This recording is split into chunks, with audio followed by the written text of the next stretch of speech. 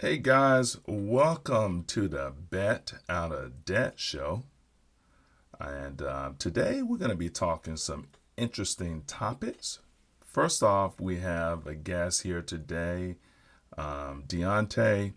His father is a good friend of mine. We go back more than 30 years. I've known Diontea since his teenage years. And so he's going to join the show to talk about trades versus going off to college. A lot of people overlook those type of opportunities. And then the second half of the show, we will be talking about Nvidia, Taiwan Semi, and SMH. You do not want to miss it.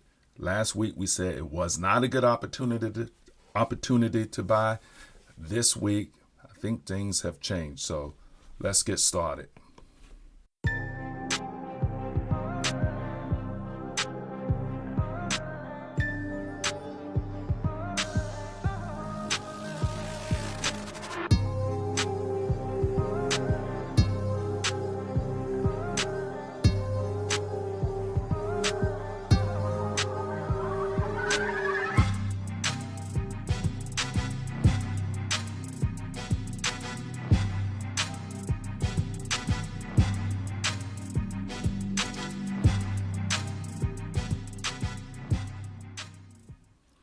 Another beautiful Sunday morning in Seattle, a non-rainy day in Seattle. Patrick, we have our special guest here, Diontea. Good morning, Diontea.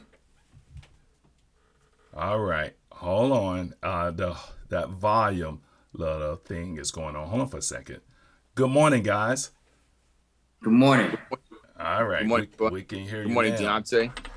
Yeah, so Deontay is joining the show today because this is an interesting conversation that I often have with people outside of this YouTube thing, and people often talk about college debt and loan debt for going to college.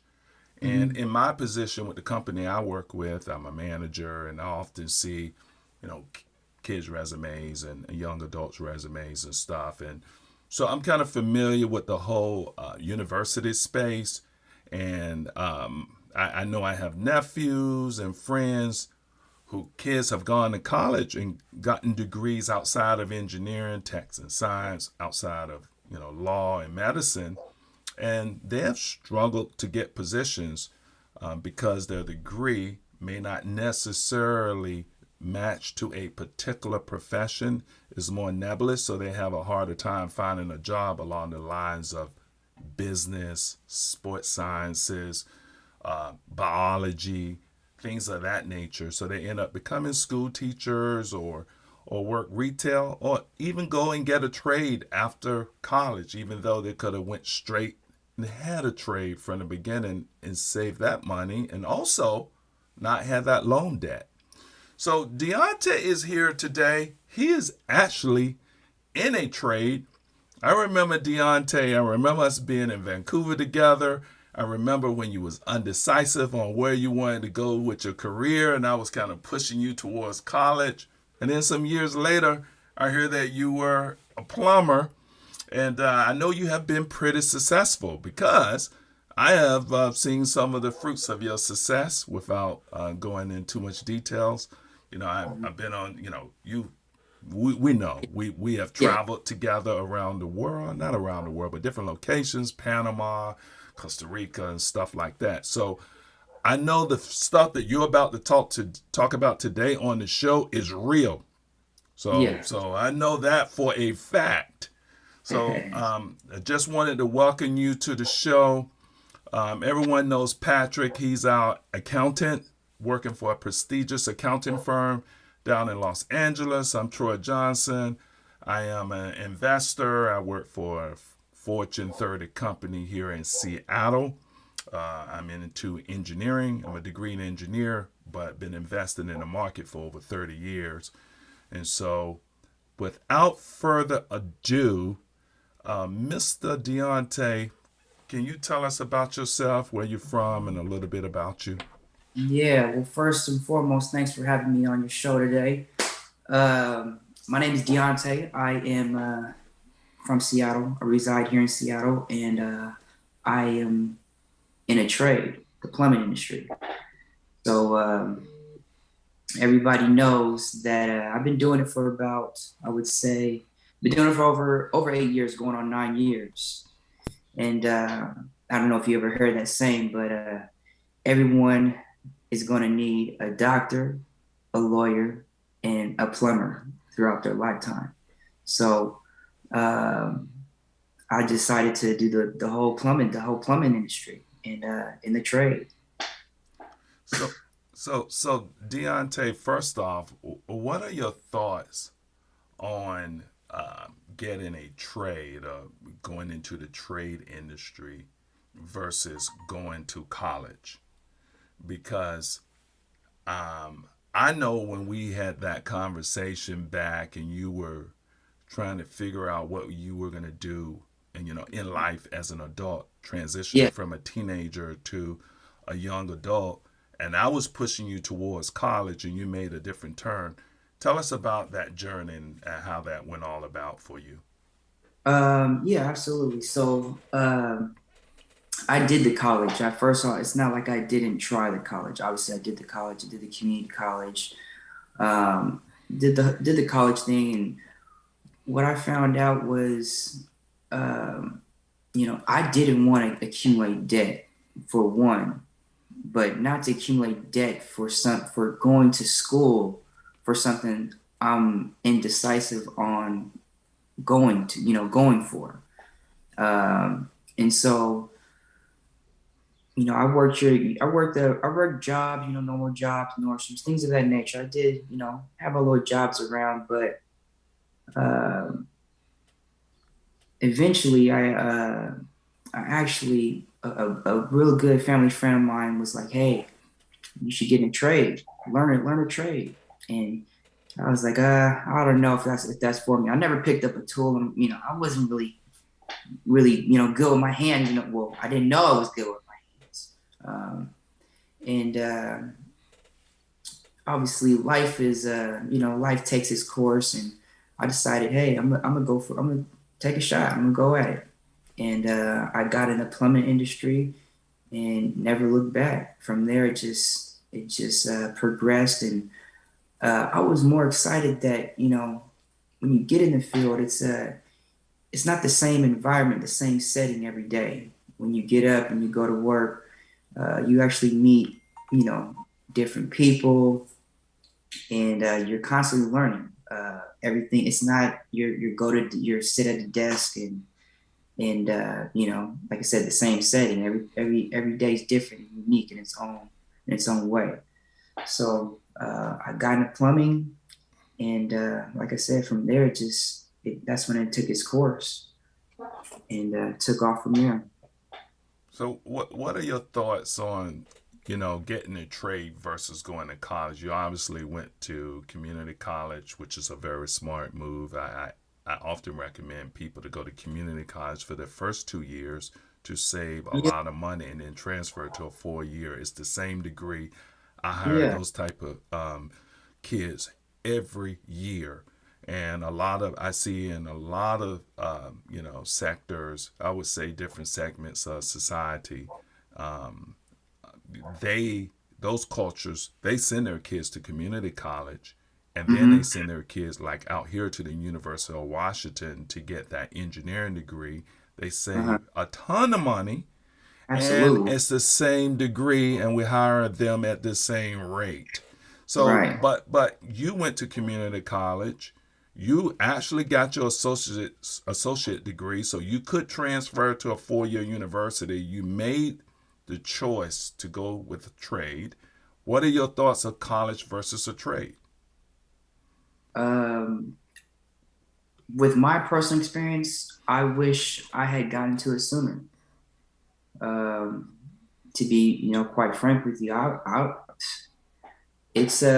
it's just like I would say it's just like, I mean, you're going, especially if you go to a trade and you get paid, you're getting paid to learn the trade. So it's like you don't get paid to go to college.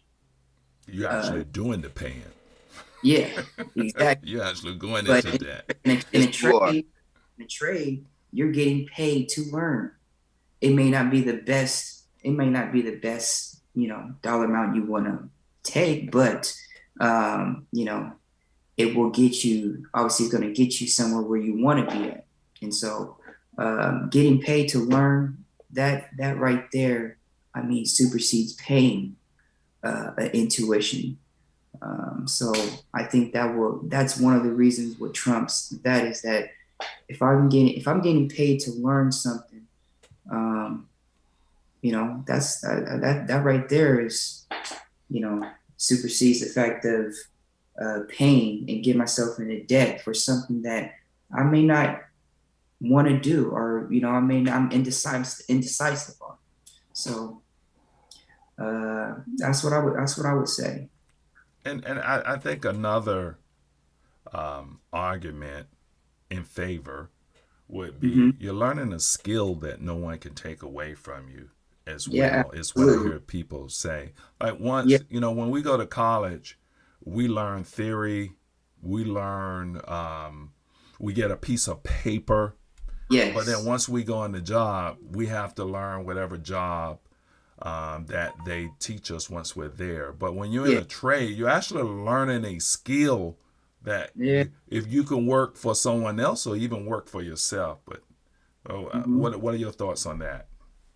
Yeah. So, like you said, you're learning a skill that no one can take away from you. Once you learn this skill, it's it takes you, it can't be taken away from you. You learn the skill and you advance in that skill, and it goes from there. It takes off from there. So, uh, man, learning a trade and learning a skill is, I would highly, I'm pretty much an advocate behind it. I lived through it with my own experience. So I'd say learning a skill is imperative. If you're not going to be in school, a skill is a requirement. Yeah, so we have parents that watch us. We also have some kids, some younger Hmm. adults and kids who are finding their way into young adulthood. I think the question that everyone will want to know is what kind of money can you make, like in a trade? You are a plumber. Can you make six figures? Can you make $100,000 or more? And how realistic is that? Uh, yes, you can definitely make six figures. And you'd be surprised of what you actually can make when you're in a trade, especially like plumbing. You got your private companies, then you have your unions, the state that you work for. But to make six figures, is very feasible. Um, and like I said, you'd be surprised at what some plumber salaries are here, especially in Seattle area.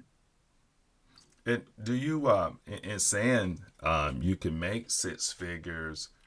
I mean, is it, and you said realistic and surprising? Um, are you saying that it's very difficult to do so, or if you apply yourself, it is If you reasonable? if you apply yourself, that's the median. That would be the average. Six figures is the average, and that's applying yourself. You know, if you just apply yourself in an average fashion, you should be able to make six figures. Okay, six figures, 8,300 a month, roughly $10,000 a month of Correct. earned income. I Yeah. know some make a lot more Hmm. than that. So, Hmm. but let me share something Diontea, because I wanted to share something here. And we talked about this.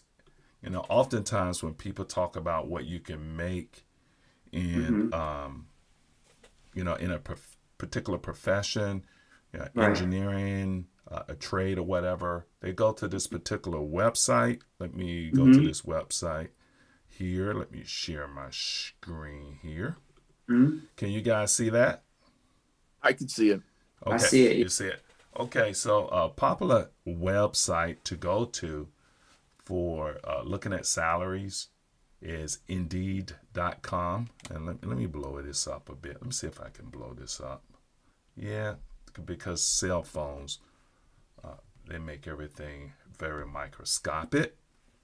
So if you go to Indeed.com, and I looked at this for the engineers because I'm in that profession. It was off by a magnitude, but not a tremendous magnitude, but it was off a bit on the low side. So engineers make more than what this say. Mm-hmm. But it wasn't significantly off, but it was off. Yeah. But at Indeed.com, I did a search on a journeyman plumber. Mm-hmm. Where in Seattle, where you and I are located, um, and it says the average base salary as of July this year is about $39 an hour. With overtime, you can expect an additional $10,000 per year. That's Mm-hmm. still good money. And then this says for the top companies for a journeyman plumber in the Seattle area, uh, the top pay for top companies, this was the top of them all, this particular company. Mm-hmm. And they say a journeyman, their top pay would be about $57 an hour. We did some pre-calculations before the show. That was approximately $118,000 a year, a little over $118,000 a year for a top paying plumber for a Correct. particular company. And then these are slightly less, right around $100,000 a year range, but still good pay Yeah. for not getting a bachelor's degree. One can certainly live off this type of money. Um, Mm-hmm. and then it just shows just other high paying per hour in neighboring cities around Seattle. So, 44 in Tukwila, Seattle, Vancouver, Washington, Spokane, uh, Puyallup, 35. So roughly around 40,000. Tacoma is a little less at 35, Tacoma, Washington. But so just looking at this average plumber salary, it does somewhat corroborate that, yeah, you can make six figures here, 100 Mm-hmm. K. But in talking to you off camera, you say that there may be opportunities to make even more, and this does not consider some other factors. So, can you share those? Yeah. So, you have these privatized companies, and obviously you have the unions, things of that nature. There are going to be extra incentives when you're doing your work, but there's some companies that pay like a commission rate, and that would be like based on sales. And so, some companies will pay a percentage of commission of the work that you do. And so that would probably that's going to supersede your salary. Um, I say quite. It would be that number would be quite low in terms of if you were running off of a commission based company. So um, that number can, like I said, can be low, and you can well exceed the six figures easily with certain private companies or certain incentives that the plumbing companies in this area provide. So, and that could be bonuses, monthly bonuses for doing a job correct that private companies will offer. So that number yes, that number is a general vague number you can go off of, but there's private companies that would, offer more.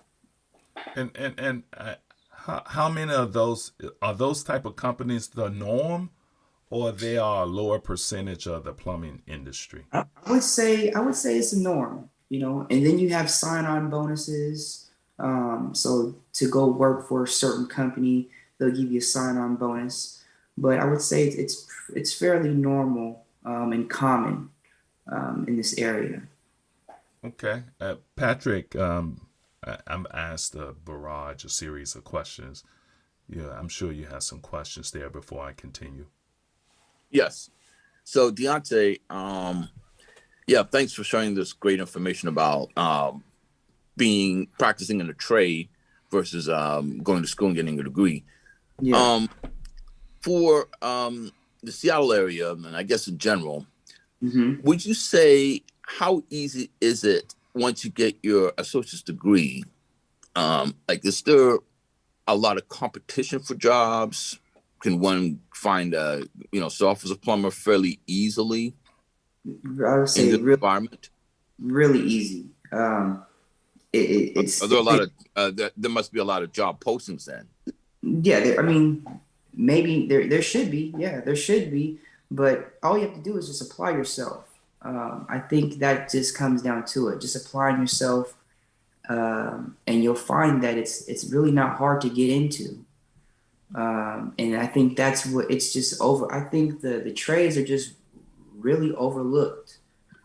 And so, if you just did the minimum applying yourself to the companies or even getting in, there is a wait, there could be a wait period with the union, but you can get your apprentice card right online, pay a little fee, and from that point on, you can once you get hired on with maybe a private company, all you got to do is be follow suit under a licensed journeyman plumber and get your hours to take a test, and that's the process.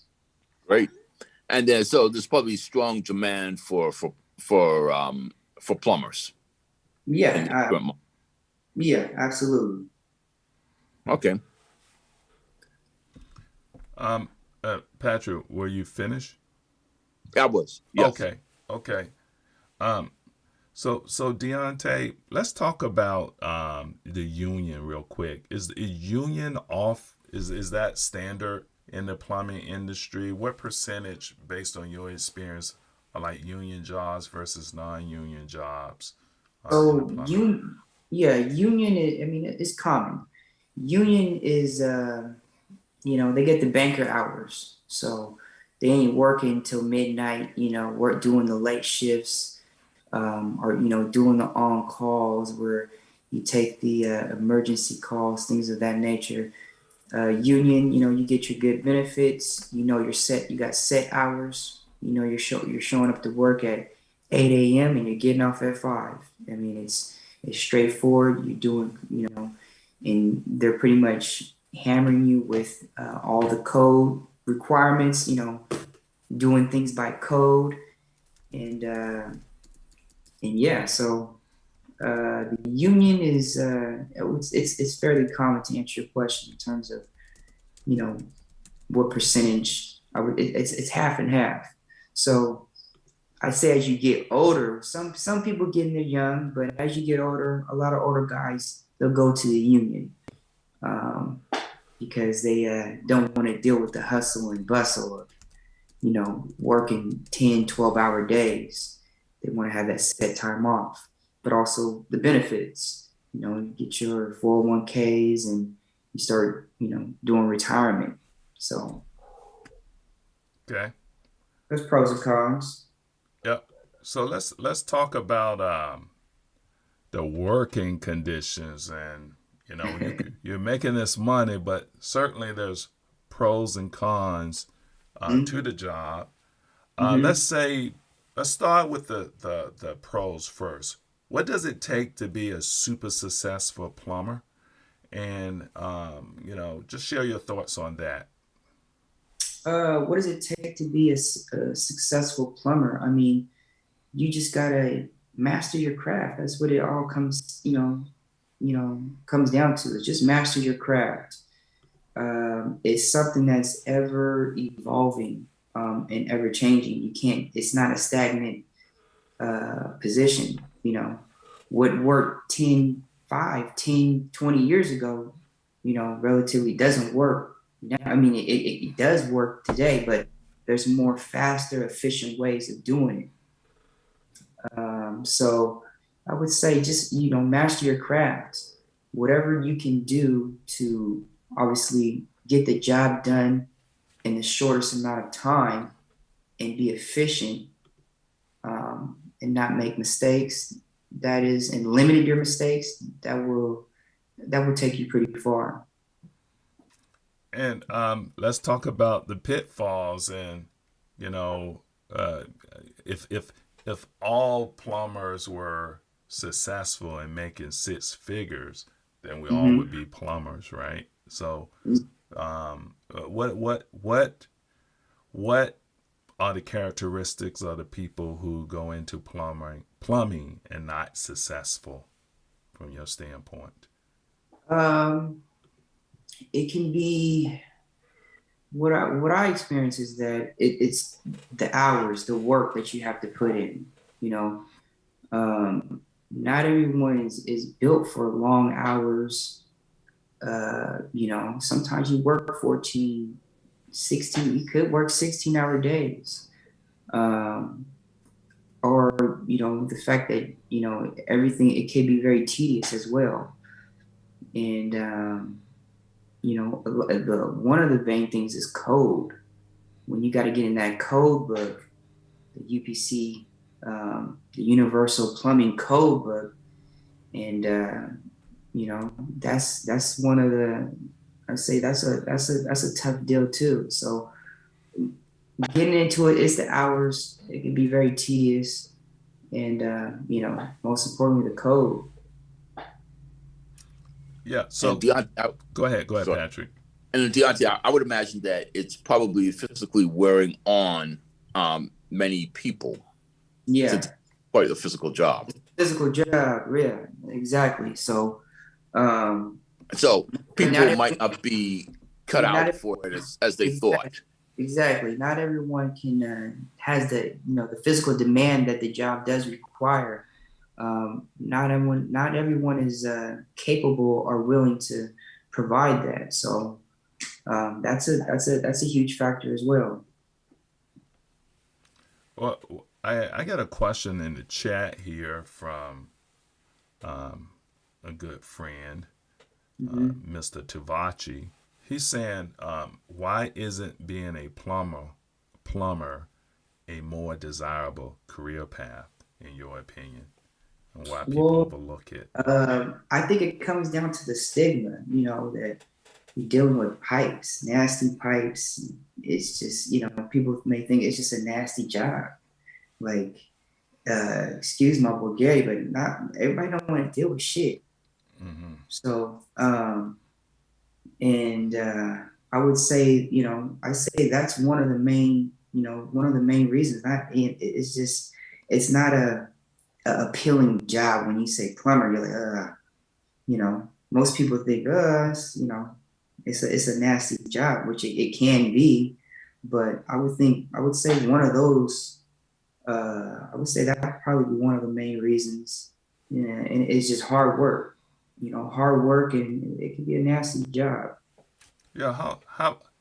How often are you crawling under houses with spiders and stuff and snakes and working in the elements, like in the cold or the rain and all that? Is that really a part of the job, or is that just hype? Those are pitfalls.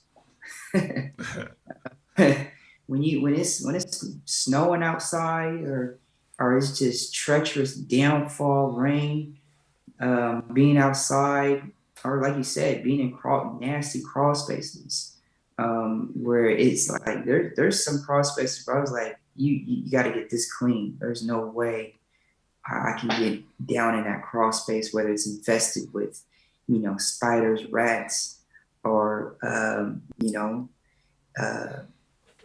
just Roaches. a gray water, or, sewage down below in the basement because the pipe is broke. That's just not appealing to the most, especially the faint, the faint Yeah. hearted that Yeah. can't deal with the smells and things of that nature. So yeah. So are you saying the job could be dangerous, or what kind of union protections you have around that? Can you just say no, or do you have to go off and do the job? Yeah, I mean, absolutely. You can say no. If a job is unfit, unsafe, you can say no. A health hazard, you can say no as well. So you don't have to put yourself in a certain predicament where it's life threatening, or like you said, a health hazard. Those are choices you can make. Okay. Um. So, is it worth the pay? That's the thing. So it sounds like there's some pitfalls. Yeah. Um. So obviously you're doing it. You're Hmm. recommending a trade. Yeah. So there must Absolutely. be some big upsides for you. And I know you, Deontay, brother, you're clean. You're one of those guys that's fresh to death. So why? The upside must be huge. And what is that for you to do that type? Uh, well, it comes down to obviously the pay. Um, that's what it all. If it wasn't the way, if it wasn't for the pay, obviously, I wouldn't be in this field of work. But because I found that the pay is good, the rewards are good. So um, if you don't mind getting dirty, getting down to it, sacrificing a little sweat, blood here and there, it definitely is worth it. Yeah, and just in the chat here, another question from Tavachi. He's or a statement. He says, "I hear that the trades are really struggling to find good new people. So that means job security for those who are in the trade, and a lot of Correct. opportunity and good pay." Correct. Yeah, you got people that's been in the trade for years. Well, that comes to the generation nowadays, like, my age. So, everyone thinks to be successful, or, is to obviously go to school and or get that desk job, or, your tech.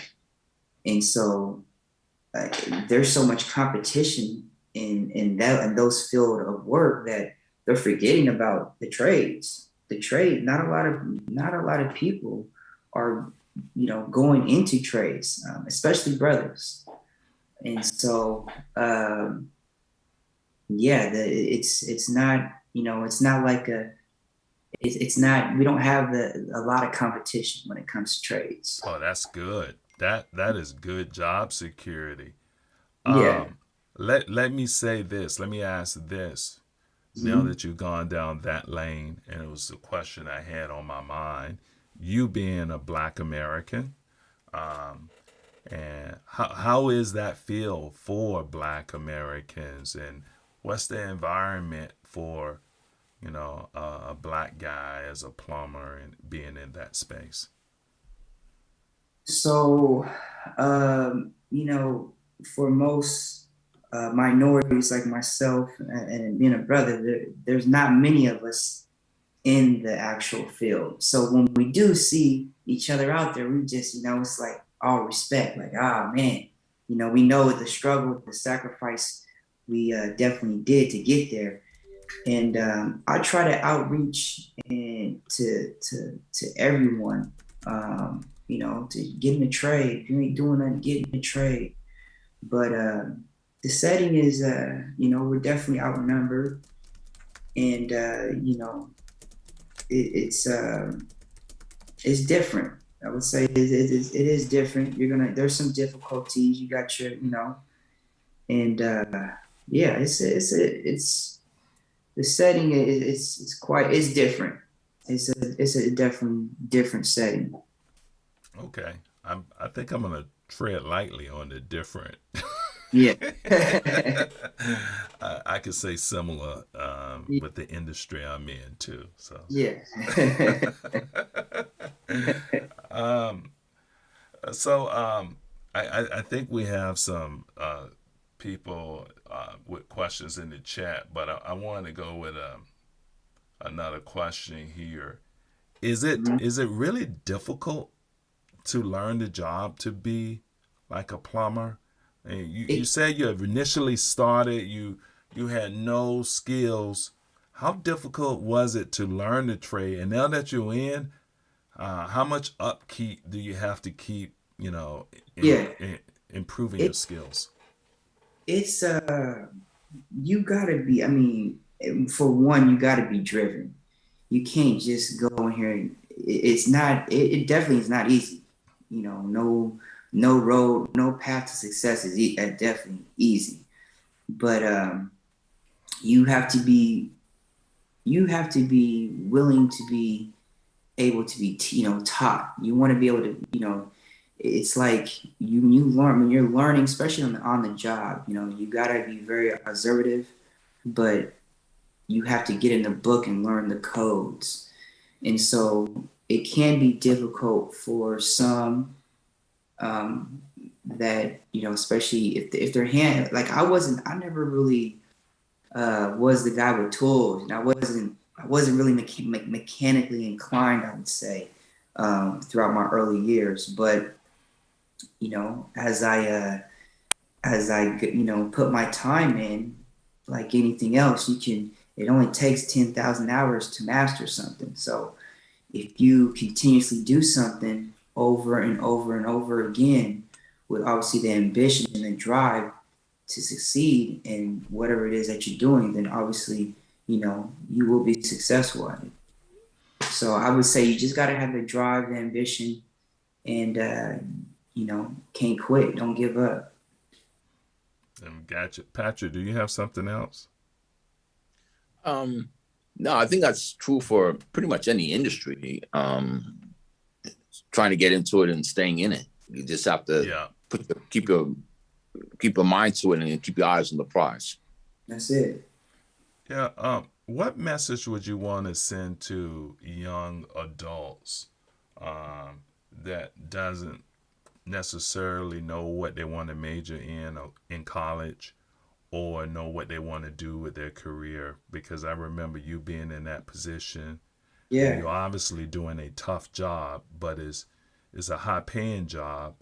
Hmm. Before we say that, can you make upwards of 200,000 a year? You can make more. Okay. So you can make more than 200,000 a year. So you can make more than 16,000 a month. That's 200,000 is roughly $17,000 a month. Yes, So you can make more than that. okay. So given that fact, knowing what you know, what message would you give to that undecided young adult that's making that transition, dirty The, job, high pay, with applying themselves versus going to college, getting the paper, and figuring it out? I would say the message I would like to convey is, apply yourself for one, but try, apply yourself to a trade.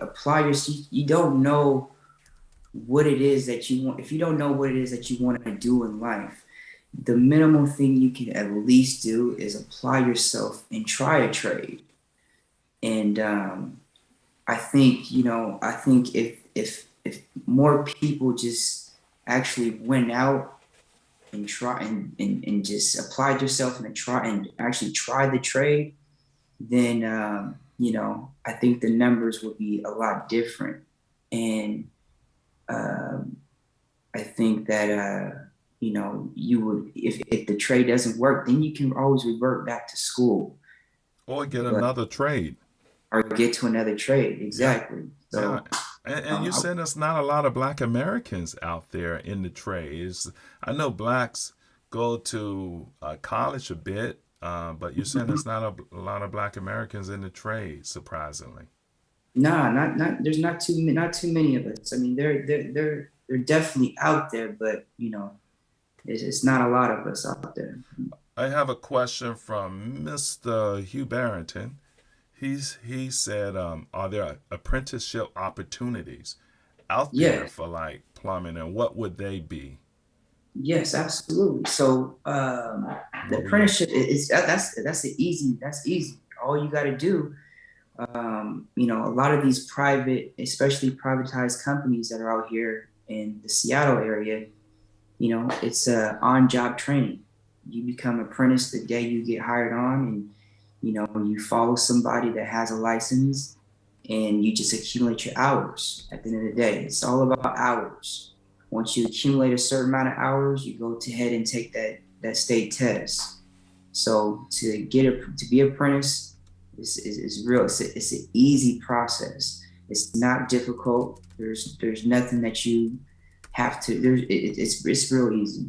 It's not a difficult process at all. okay? And then just on the side, I'm getting questions over here on the side. If you see me typing, Yeah, that's not in the yeah. chat, but I'm actually getting physical text messages.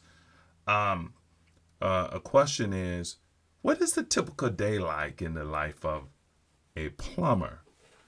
Start to end. What is that day like? Well, it varies. You can have a easy day. You can really have a tough day. Every day is different and unique in its own way.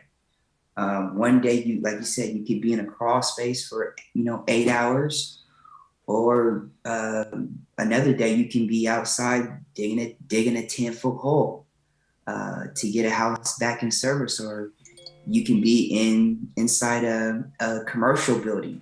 Um, so it varies. That's what I like about it. Is that like the setting is different every day.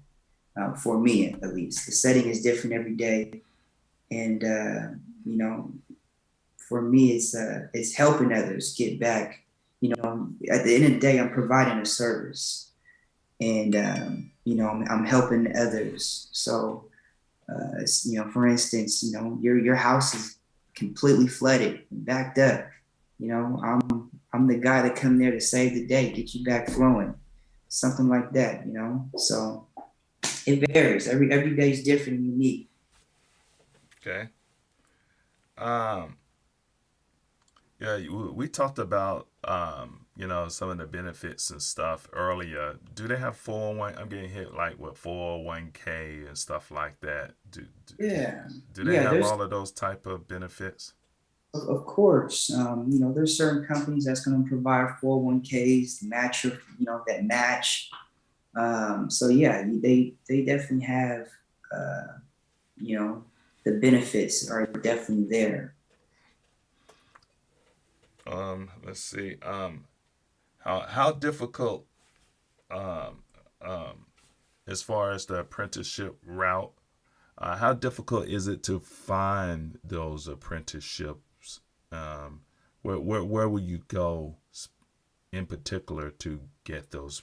Are they offered by the companies or community Yeah, colleges or? they're offered by the companies. A lot of these privatized companies, they need what you call, apprentices, helpers, and apprentices. All you need to do is, uh, go online, get your apprenticeship card, and you can get that at the L&I, Labors and Industries. Go get your apprenticeship card. Then from there, go to one of these private companies and just apply yourself like any other regular job. And once you get hired on, at that point in time, it's just in hours. Got to accumulate your hours. Yep. And you're saying plumbers can make upwards of $17,000 a month, upwards of $200,000 a year. I'm saying With they, I'm saying they can make more than that. you saying they can make more than that, and Yes. I'm not. I don't want to get into any specifics or anything like that. I have seen your lifestyle. Your lifestyle is good for a young man. I think you're in your 30s, right? Yeah, Yeah. young guy. And so I have traveled with you. We have spent money together. You can hold your weight with the big dogs. You have the boats and all of the trimmings. So I know it's real. And, I've been knowing you for, a long time. So I know, I'm not talking to some stranger here. I'm talking to a person I know off camera that's doing really well in this industry. Just giving all of that for our audience, for our parents who can, encourage the kids, younger Mhm. people. Maybe they don't want to be a plumber. What other trades that are high paying, like plumbing, that based on what you know now and being in the trade industry, that you could recommend to our audience? Electricians make a great amount of. They make a great salary as well. Plumbers, I would say electricians, I would say are the two highest. One of the, oh yes, yeah, plumbers and electricians. If he wasn't a plumber, the electrical. You would do that? Yeah, Okay. absolutely. What about those HVAC guys? I heard about HVACs and elevators and all of that. HVAC, you know what's crazy? I actually thought about doing being an elevator tech, like getting to that trade, because I actually, when I was younger and working at Nordstrom, saw the guys and he was just talking. I was like, man, how much you make? And just asking him, you guys make good money? He's like, yeah. And he told me, I was like, oh my goodness, I'm in the wrong field. And so I actually was going to do the elevator, but I didn't. But they make good money as well. But HVAC, they do good as well. But HVAC, you got to get in that crawl space. There's a lot of so Not good if you're claustrophobic. yeah. And you can't be a big 6'4" guy like me. So, You be putting a lot of ductlesses in. What about longshoremen? yeah. Shoreman, yeah.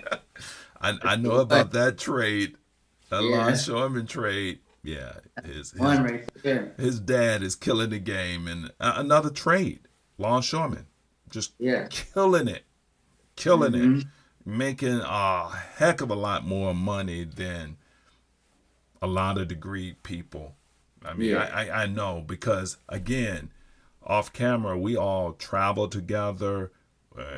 We hang out together, Yeah. and I'm not talking about just domestically, but internationally. So Yeah. But that's something that's really hard to get into. You know. yes, So when you say that, it's hard to tell people that trade or tell them to get in it because that's like family oriented. It's a lottery. That's just, that's really hard to get into. Well, if I'm talking about something that's you can do today, if you wanted to make a move and make a transition in your life, this is something you can do right now. That's not something that's really feasible to uh, the general public. yep, for sure. Yeah, and so it really depends on the person. So, Right. but and plumbing, you get dirty, but you can make a lot of money, and hmm you can learn a trade, and if anything, you can switch to another trade if that's up your alley. If you are an office type guy like me, I'm big, I'm 6'4". I can't crawl up under a house, dog. I mean, Right. I have to sit at the desk, man.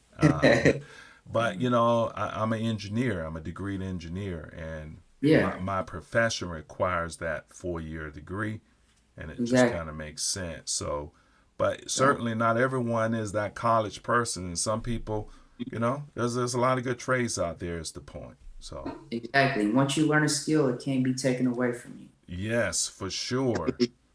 For So, sure. Anything we did not cover in closing that you would like to share there, Deontay, before we spin off into our financial segment, because we're going to get into some real good information about making money in the stock market.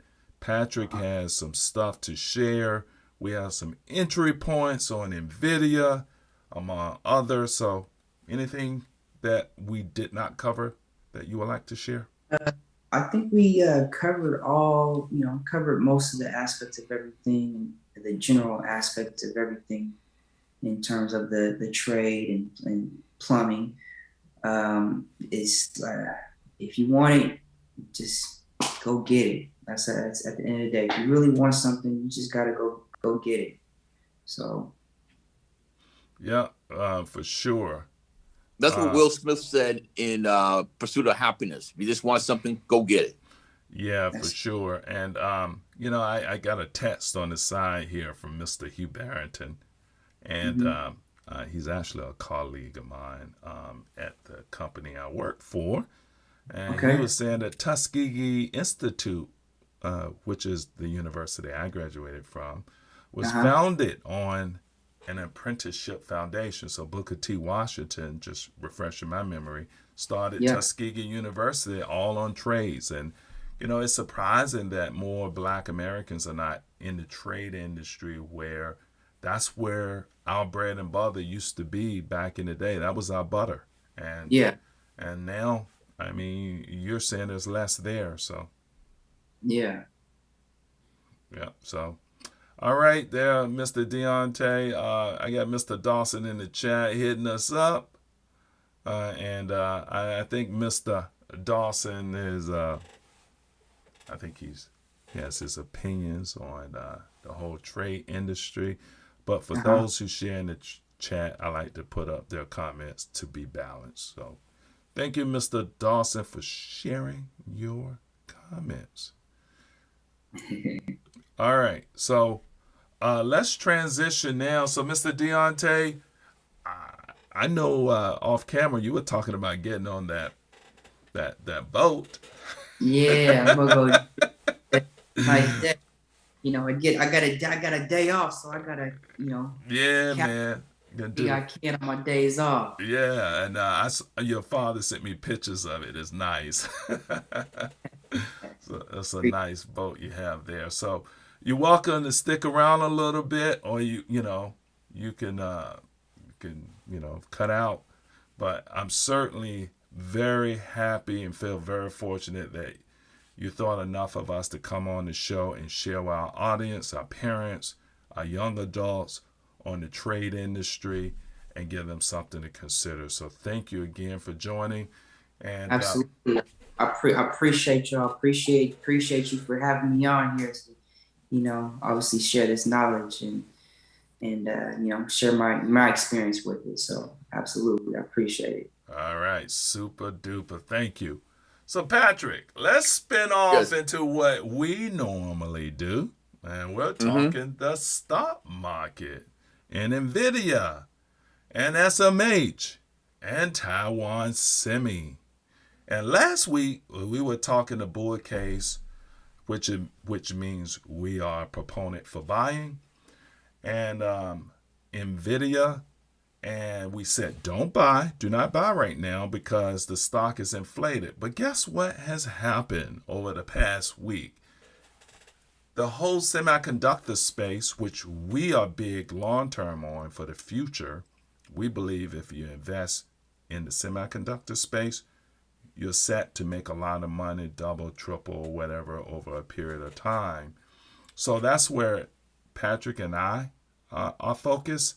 We believe our audience should consider it. This show is for entertainment purposes, I will say. So do your own research and before you make your decision. But Patrick wants to share the latest on where we are with Nvidia and maybe make a case that we should start considering getting into that particular stock as well as some other semiconductor stocks that look very attractive right now. So, Patrick, let's get you up. Let's get you to share your screen. And Yes. let's get our resident accountant from a prestigious accounting firm in Los Angeles to do his thing. So, without further ado, Mr. Patrick, please share with our audience how we can make some money. Okay. So thank you, Bob. It's good to be back on the show again. I would say right now the market has come down. The overall market has come down quite a bit. So the Dow, Nasdaq, the S&P, they're about roughly 2-3% off the all-time highs that were put in a week before.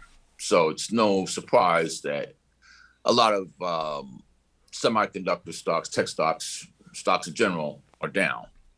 I just want to first of all share the screen on the semiconductor ETF called SMH, and we've done numerous shows on that particular ETF, but that's the leading semiconductor ETF. So just give me one moment. All right. And Patrick, let's go right to those news clippings, right to those articles. That Okay. would be fantastic. And certainly it looks like I may be purchasing some more of these related ETFs and stocks. And for those who are not familiar what an ETF is, we did a real good breakdown on what an ETF is on a past episode. So if you go and look at in YouTube, go Bet Out of Debt, or you can go to our website, betoutofdebt.com. You'll see all of the past episodes laid out there very easily for you to review. Okay, Patrick. So what I'm showing you right here is that the SMH ETF made an all-time high of roughly $262 a share, and has consolidated and fallen back from the top of the Bollinger Band channel to the pretty much close into the bottom end. So this may indicate that the bottom is approaching, because it's becoming close to 2% or 2 standard deviations below where it usually trades. And Patrick, real quick. Let's go back here and look at SMH semiconductor. Let's do just real quick on the Bollinger Bands here. Let's just do a quick refresher. So what we're looking at here is the SMH ETF stock performance, and we have the Bollinger Bands up. If you're not familiar with the Bollinger Bands, we did a show a few months back called Introduction to Technical Analysis and Bollinger Bands, which are going to great deal explaining what a Bollinger Band is and how to use it. But essentially, the Bollinger Band has a top line, a middle line, and a bottom line. The top line is typically where you want to sell if you're trading.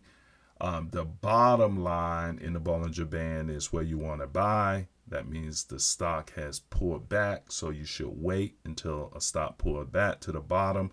And the bottom line is called a second deviation low. The top line is called a second deviation high. The middle line is the mean line, and that's where stock typically wants to either pull back to or go up to. So that's the average range where a particular stock or ETF trades at. So in looking at the Bollinger Band here, that middle line, here's a good buying opportunity for SMH. It has gone up to the second deviation high. It's pulled past the middle line, which is the 20-day moving average, just calling it what it really is. It's past the moving average in the middle, and it's approaching the bottom line of the Bollinger Band, which is the second deviation low. So that's typically a buy signal. And then if you look below that, where it shows 226, that line, that's the 200-day moving average. And the 200-day moving average shows you the long-term trajectory of an ETF or stock. And as long as the stock itself is above that 200-day moving average, that's just telling you as the stock goes up and down between the top of the Bollinger Band and the bottom of the Bollinger Band, that the overall performance of the stock price is going up over time. So do not worry about that the stock price fell to the second deviation low. Just long term, being above the 200-day moving average is saying that you're buying a growth stock and your price will continue to go up in the future. That's probably as quick as I can give of a synopsis of this. Go ahead, Patrick. Especially as the 200-day moving average is trending upwards. Yes. So trending upwards and the stock is above it, right? And so that squiggly line there. Can you show the squiggly line there? Yeah, this line, that's representing the price of the stock, right? So that's showing the Yeah, that's the trajectory. price behavior of the stock. That's the That's price, like and basically so this is this. whole mean reversion theory, where stock prices go between the second deviation high and low, and you always wait for the stock price to come down to at least the middle line, which is the 20-day moving average, but Yeah, that better. 20-day moving average But is generally what I would consider equilibrium. yeah, so you for growth stocks, often a lot of times it doesn't even. Sometimes it takes a while before a stock can get down to that second deviation low, so you can miss opportunities. So at a minimum, you want to purchase a stock at the middle, at the 20-day moving average, that middle line. But when you get opportunities to buy stock at the second deviation low, that's when you really start to consider to buy growth stocks. So, all right, Patrick, I just wanted to give a synopsis for those people who may be new to the channel and not Yes. understand this Bollinger Band. But if you want a lot more detail, you can just go to Introduction to Technical Analysis and Bollinger Band. That podcast that we did a few months ago, and I spent a good hour going through this stuff. So go ahead, Patrick. Yes, that's a very good video. But this looks good. This is a good time to buy SMH. I think I'm going to get some SMH, seeing that it is approaching the second deviation low. It is time to load the boat with SMH. Continue, sir, please. Yes. Oops. So here's what Nvidia looks like on the chart. And here, it was where we started breaking out above 650. It just kept on moving higher at a very furious pace. And so in 1 month, it added about 23%. So as you're seeing right now, with the broader market, this is a stock that is definitely pulling back. Yeah, look at it. It's down at the second deviation low. Yes. So this right here was around a high of about $830 a share. And right here, it's around 726. So given the recent run up, this pullback is fairly reasonable. Yep. The average analyst believes that this stock will still, over the long term, go above $1,000 a share. Yeah, Patrick, that's why I wanted to go into the Motley Fool articles and stuff before we went into the charts. So okay, yeah. So go ahead. So currently, right now, I mean the Nvidia 200-day moving average is still trending upwards, and the stock is still trading well above the 200-day moving average. So these technicals look very strong still. Yeah, and again, you get an opportunity to buy Nvidia at the second deviation low on the Bollinger Band, and it still has a trajectory above the 200-day moving average. This is a good time to invest in Nvidia. At least start a position. But let's see what the analysts and what the financial community is saying about companies like Nvidia. So let's go there, Patrick. Okay. So let's go to the top of the article, please, to kind of. Yes. So Nvidia's ARM acquisition is facing regulatory hurdles. Now, as I've mentioned in a previous video, Nvidia is interested in buying ARM Limited, based out of the UK, which provides chip making and chip services to manufacturers of handheld devices such as iPhones, iPads, tablet computers. And if Nvidia should get control of this ARM's holdings, then that will allow it to expand its services and its products into that space. So that's very, very big deal. The deal is supposed to close, well, it's projected to close around March of 2022. However, as discussed with Toby Borderline and Brian Withers, who are two contributors to Motley Fool, and that's a really good start, a really good site for discussions about stocks. Motley Fool, it's called fool.com, and they'll talk about anything about the market, about stocks, and about the economy. And here, they're saying that the deal may face regulatory hurdles in the US, in the UK, and the EU. And the Chinese regulators may also take a closer look at this. And as a result, this deal, which is set to, it's a $40 billion deal, may be postponed to about September of 2022 for its closing. However, as I've also mentioned in a previous video, a lot of the chip makers have given this deal the green light. And so it's just a matter of time before this deal takes place. However, it may take a little bit more time than anticipated, and that may too be wearing on the stock. That doesn't mean that if the deal doesn't get done, that's the end of Nvidia, because Nvidia's exposure, its interest in the gaming, in data centers, and in electronic vehicles is so strong that it could withstand not having this deal done. Yeah, and also the crypto space, right? I mean, yeah. Yes, the crypto space is very strong, and even then. Yeah, the crypto space is huge, but yeah, and you're about to go there. But one thing for those who did not see the show last week, we talked in great detail.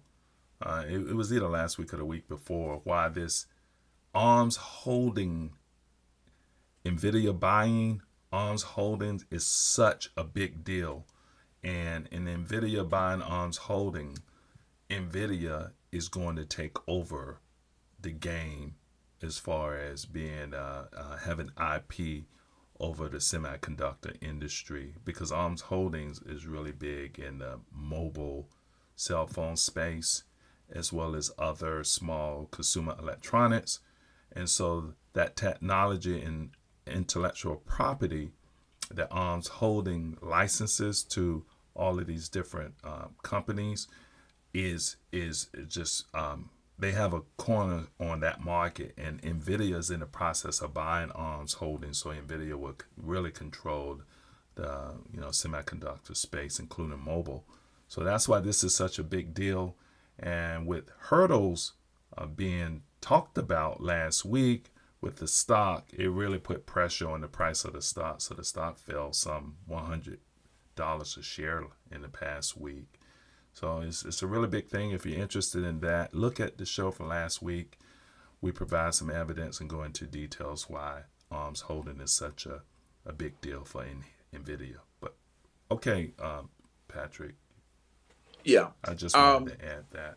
However, the chances are that it will get done. It's just that it may take a little bit more time. That's right. all. From what, March until September, they're projecting. So yes. Continue, sir. This article suggests that Nvidia may crash. They say it should crash. Here's what to do. Here's what to do if it does. A lot of the crypto miners are dumping their cards or selling their card prices because of the reduction in the price of Ethereum. Let me see if I have that here. Yeah, you passed by. It was up higher. Yeah. Yes, right here. So the drop in Ethereum and China's crackdown on Bitcoin. And as a result, a lot of these GPU cards have been selling at an impressive discount in China. For example, one of the newer Nvidia cards the 3070 is retailing for about $400 in China, whereas the suggested retail is around $499. And then just a few months ago, when there was a greater shortage of chip cards, the RTX 3070 was being sold for $1,300 in the first half of June, according to eBay. And then right now it's just coming down to about $1,080. Wow. And so right now they're just saying, in Germany, the price has also come down. However, and as a result of that, in the past, that has weighed on the price of the stock. However, there's still a severe shortage of really good gaming cards, because a lot of these cards are being used by crypto miners. And yeah, it's just a the demand is still fairly strong for these cards. And long story short, and because gaming is also projected to grow exponentially, Nvidia will go along with that strong growth. So this temporary drop that you see is going to be is just that, a temporary drop. Is that since January 2019, Nvidia has gone up 497%? Yes, so that's correct. If you would have invested $100,000, you would have $500,000. Exactly. Interesting. Okay. Yeah. True growth stock. 10,000, you would have 50,000. Yes. That's a nice little Tesla vehicle. Yes, it is. What's the header on this article, Patrick? The header on this article by Investors Business Daily is Nvidia stock a buy after strong post-earnings rally. And that's where it rallied 23% in June. Now, the fundamentals of the stock, of the company, are still very strong. Nvidia's earnings and sales are rising again after the sharp declines. Recent acquisitions expand its opportunity in emerging growth areas such as data centers, automated cars, and cloud gaming. For example, Nvidia purchased a mapping imaging company, and that will allow it to expand its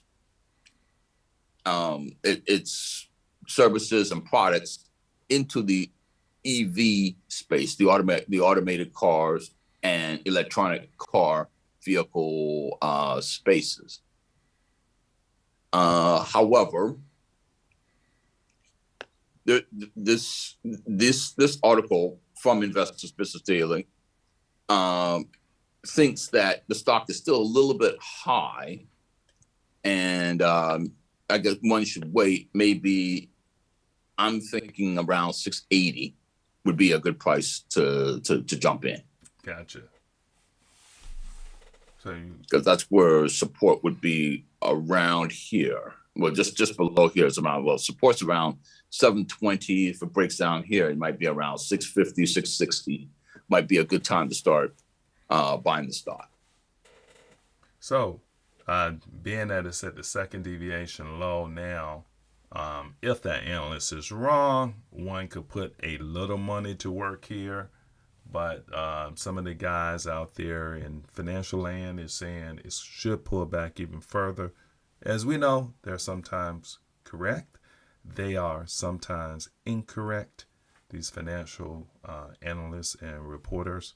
So, you will have to decide. The stock has run up a lot, so we will see. I know I am certainly looking very closely at Nvidia. It is at those levels where I may purchase a little more. especially after next week. I'm going to look at Nvidia and see how it behaves over the course of next week. And then the following week, if it's still down, then I'm going to add more to my position. That's just me. Patrick, I know you're looking to add more. I typically like to see a down week, and I like to see a second down week. And when I see Yes. that second down week, that's my confirmation that we're seriously correcting. And then we would see that bottom Bollinger Band expand even further below, so it'll drop below that 700. And when that price dropped further below there, then I'm like, okay, I got to start buying. So I think next week is going to be a confirmation week into the following week to purchase. Patrick, let's go ahead. And here you see the MACD. If this, can you because point, last week was the first week it fell. Patrick, please, can you point to it, please? Right here. Okay. Thank you. Yeah. So right here, the MACD is suggesting that it might be a little bit overbought here still, and it should have some more room to drop. All right. Let's go back to an article, Patrick. All of this technical chart stuff, please. Okay. If that's okay. Yes. Which article would you like to see? Whatever one you have to show, my friend. Okay. What's the title of this one? No, it wasn't this one. It was this one. No, it was this one here. And I was just talking about the fundamentals.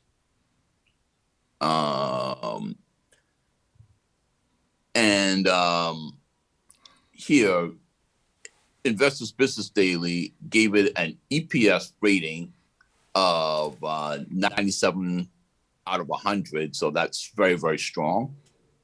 SMR rating, which is an A. So that's anywhere between an A plus at the best rating to E, which is the worst. In Q1, Nvidia earnings rocketed 103% as sales jumped 84% over last year. So that's very strong. The gaming chip revenue soared 106%. Data center chip sales jumped 79% due to a strategic purchase they made last year. And each year, the Nvidia's executives during the shareholder meetings and conference calls always upgrade the outlook. So that's still very much intact. Gotcha. So what's the title of this article again, Patrick? Let me go back to here. Is Nvidia stock a buy after a strong post-earnings rally? Yeah. So what's the final take here? What these analysts and kind of financial writers are saying about Nvidia? I know you and we talk about Nvidia quite a bit. I think a lot of people out in YouTube land or in the non-financial land are not as familiar with Nvidia as we are. So we kind of pound that mantra because we really want people to investigate and look into the performance. So overall, is Nvidia a long-term? Is it a buy? Or is it not a buy? They say right now it is not a buy because it is out of reach. Okay. It's still rather expensive. Okay. At $700 plus a share. Yeah. So Nvidia is one to watch. Yep. They keep saying because it's a leading chip provider in data centers and gaming. Gotcha. Okay. Yeah. So that's good for the audience to consider. Now, I know another semiconductor sector stock that we really like is Taiwan Semi. And, yes. The general community may not be familiar with Taiwan Semi, but Taiwan Semi for any chip that is in your TV, your Samsung phone, your iPhone, your smart cars, and all of that, there's a good chance, maybe an 80 to 90% chance that this one company makes all of those chips. They have the world market cornered for making semiconductors out in the smart IoT, Internet of Things space and consumer electronics. And that company is Taiwan Semi. They're based out of Taiwan. And years ago, the United States offloaded all of their capacity to make chips and semiconductors, and Taiwan Semi just took that market and now they're ruling and controlling the game. And just a fancy name for chip makers, they're called foundries. And so as you hear or read in articles this term foundry, that's just a company that makes chips. So Patrick, let's introduce our audience to Taiwan Semi. Okay, so Taiwan Semiconductor is the leading chip manufacturer and chip supplier in the world. I mean, it's second to none at the moment. It's the biggest component. I mean, they're so important. It's the biggest component in the SMH ETF. It's fairly cheap. It's only $115 a share. Cheap in share price. Unlike Nvidia, it's about $700 a share. And Taiwan Semi is only $115 a share. That doesn't necessarily mean it is cheap in overall investment cost, but as far as how much you have to spend to get in a share of the stock is relatively inexpensive. Right. Yeah. And as well, it may face potential competition. It's buying because Intel is looking at getting into chip making themselves, like more aggressively into chip making. And they're looking at buying Advanced Micro Devices, AMD's foundry business. So that may provide a little bit of competition to Taiwan Semiconductor. Taiwan Semiconductor is also a leading provider of chip making to Nvidia.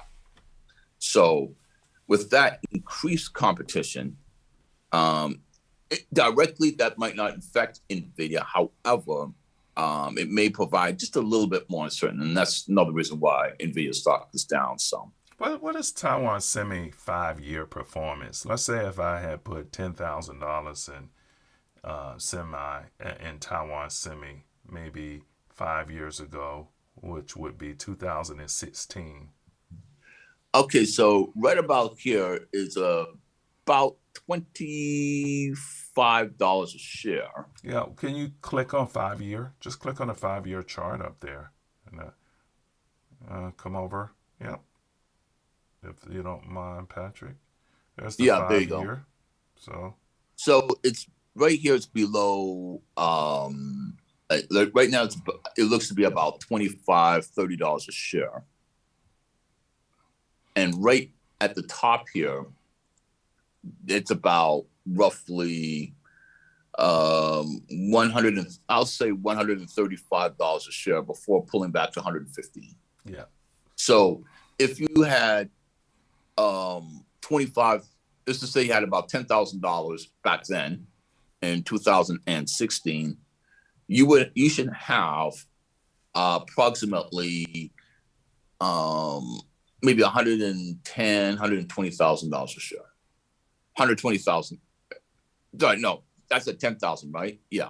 Yeah, 10,000. Wouldn't that be around 40 to 50,000? Yeah, 40. Sorry. I apologize for that. Yeah, it should be about 40 to 50,000. 40 to 50,000. That's what I meant to say. Yeah. Yeah, it's good return. It's enough to buy you a little Tesla Model 3. Exactly. Just by letting the money sit in a company like this.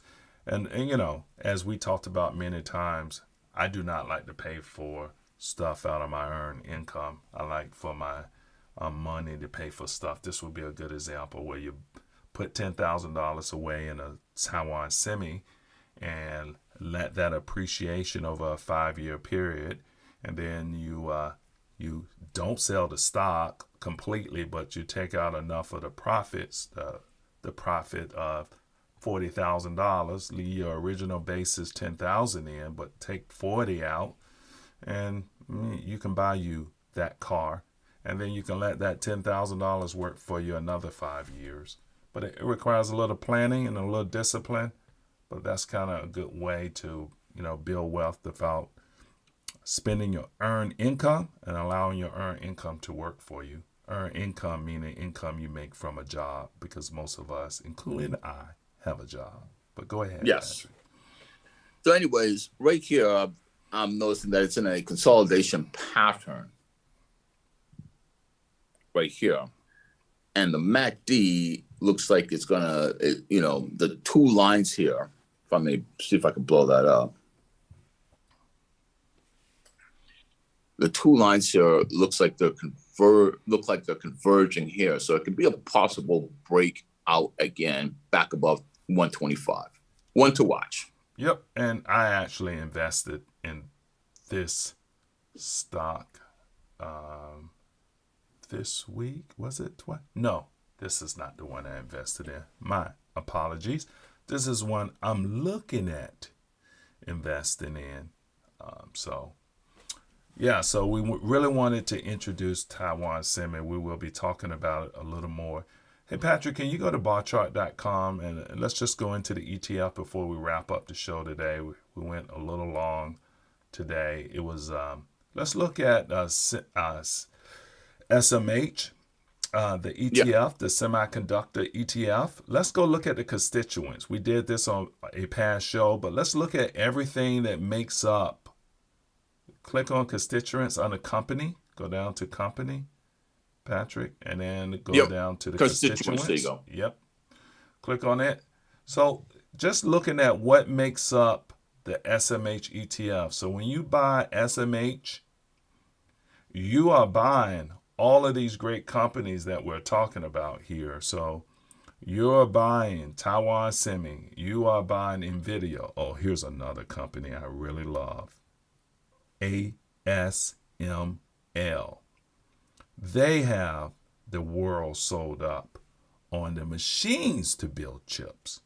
So they have intellectual property and tools to build chips. So the Taiwan Semi will buy its chip building machinery from a ASML. And even the Chinese tried to replicate ASML technology and could not do it. And so they have the game sold up on the tools to build the chips. Taiwan Semi builds the chips, and Nvidia has the technology for the chips to license, and they sell at a retail level. So this SMH is big. Certainly big investors here. We showed on the Bollinger Band how this particular stock for ETF, the price of this per share ETF has pulled back to the second deviation low. So this is a good ETF to watch for those investors that want that long-term growth. You put money in SMH over 5 to 10 years, you're going to make money. And the 200-day moving average shows you that. So look at everything you're buying with SMH. You're buying Taiwan Semi, and it represents 14% of that ETF. And Nvidia represent approximately 10%. So you're getting 14% and 10% exposure, and then you're getting ASML exposure. Qualcomm, Qualcomm is okay. I know some people are bullish and a big fan of Qualcomm. I am not. I think they're okay. I don't think they're bad. Intel, I'm not a big fan of, but Broadcom is a great. Broadcom is very good. I'm a fan of Broadcom. Company. Texas Instrument is a staple. AMD is another great company, a good competitor of Nvidia. So you get you some AMD. And then look here, Patrick, you get your AMAT. We have talked Yes, about AMAT, Applied Materials, on past shows. Micron, which is memory, analog, I'm a digital. fan of Micron. Huh? What's that? I'm a fan of Micron. Yep. And then Lam Research, another good company, as well as NXP, KLA Tencor, another another chip maker, solid. chip equipment, Yep. very solid. And a microchip tech. Marvell, which my daughter owns. I even bought some Marvell for my daughter in her account. So Skyworks. So I own some of this, oh yeah. and it's performed well for me. So so why pick an individual stock when you can buy SMH and get all Yes, of them in one basket for one low price of $246 a share? Just park 10 yes. grand there if you have 10 grand and see how it goes over the course of 5 years. I think you're going to be happy after 5 years. I believe Oh you'll yeah, be able to definitely. buy you a car or something with the profits after 5 years. I can't guarantee it, but I can almost guarantee it. After 10 years, you'll be really Or you can do happy. a major home improvement. Yeah. And you'll be really happy. And the past performance, all you have to do is look at the charts, and the charts prove it. So, why do we harp on TSM and Nvidia? They are the largest holdings in SMH. So, where Taiwan Semi and Nvidia goes, that's where SMH goes because it's the largest holdings in ASML. So you could do one or two things. You can get the whole basket of ETF and get that performance, or you can get the two biggest holdings in that ETF and try to beat the market with that. So it's up to your risk tolerance. Some of us will get a little of both. We'll do Nvidia, we'll do Taiwan Semi, and we'll get some SMH and spread our money across those. I will also Hmm. recommend ASML holdings. But yes, so that's all I wanted to say there. We could probably do a comparison of those two. Patrick, how difficult would it be to do a comparison between Taiwan Semi, Nvidia, and and SMH, the ETF itself that holds those two? That shouldn't be too difficult. Let's take a quick look at that and see what that looks at before we close the show. Okay, let me see. It'd be interesting to see let's do it over a 5 year period because technology has really taken off over like the last 5 years. And so, and it is projected to go through the stratosphere by 2030. So that's why we really like this semiconductor technology space. And it doesn't get much better than Nvidia, Taiwan Semi, SMH, the ETF, and maybe ASML is a good play too, since it has that leadership in the worldwide market. And then I'll throw in the S&P 500. Yeah, throw in SMH, please. Yeah, because this is Oh, that's a comparison to it. All right, so we got all of those colors going on there, Patrick. We will have to kind of figure out what color is what. And you got a lot of we got this Bollinger Band thing going. So what I'll do is I'll take out the Bollinger Band. Please take that band out so that it doesn't. Once you take out that other stuff, okay, that's fine. I was gonna ask you to Okay, take out the so RSI. compare. All right. So the black so the apply. So the black line is the SMH. So that's, let me see.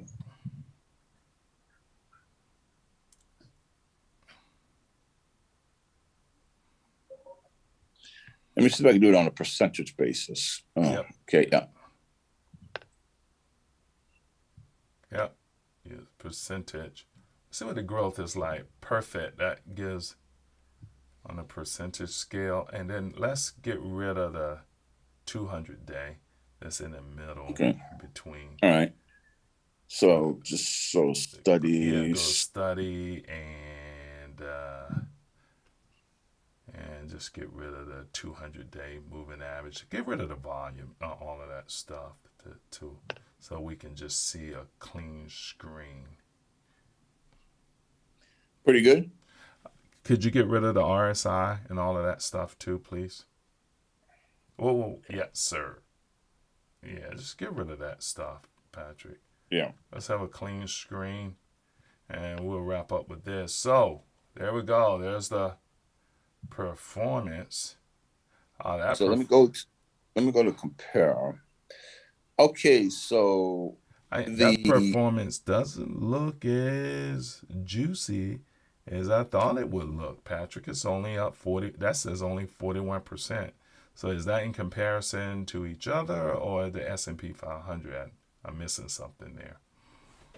Okay, give me 1 second. Maybe this is a 6-month performance. That's 6 months. Go 5 year, my friend.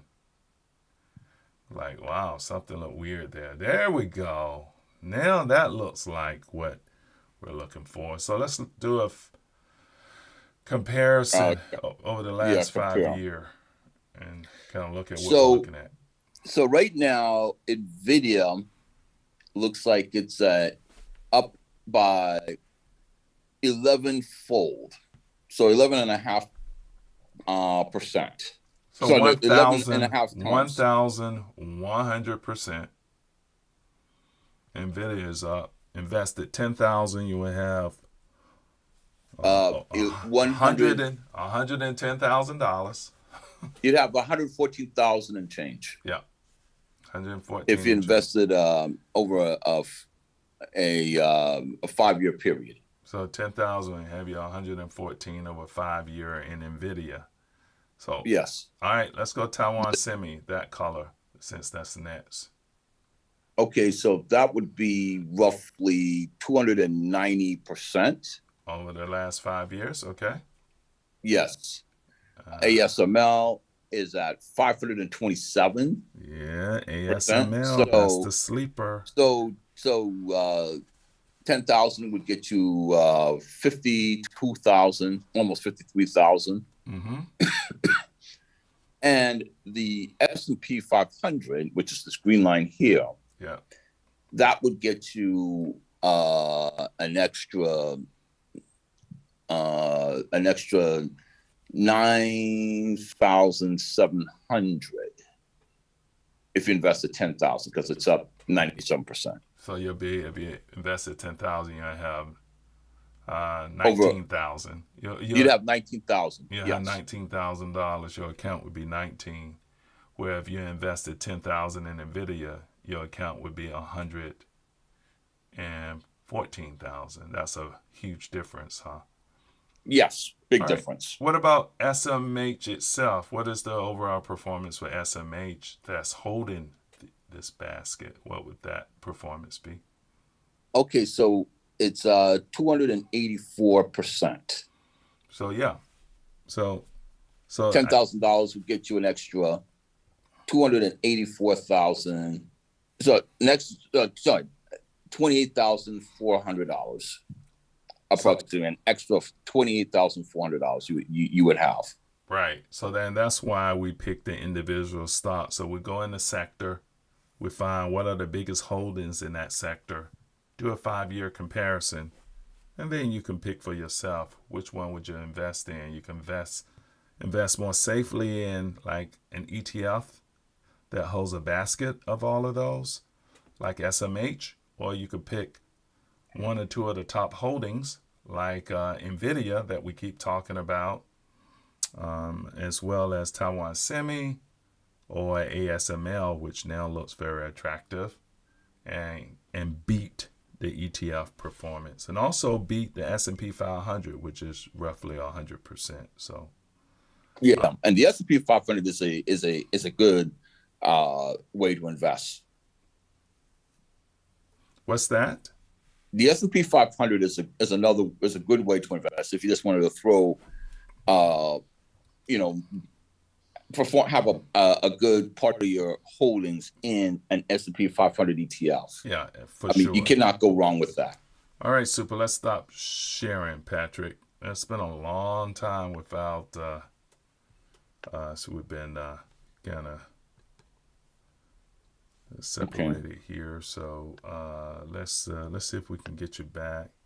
See if I can unshare you here.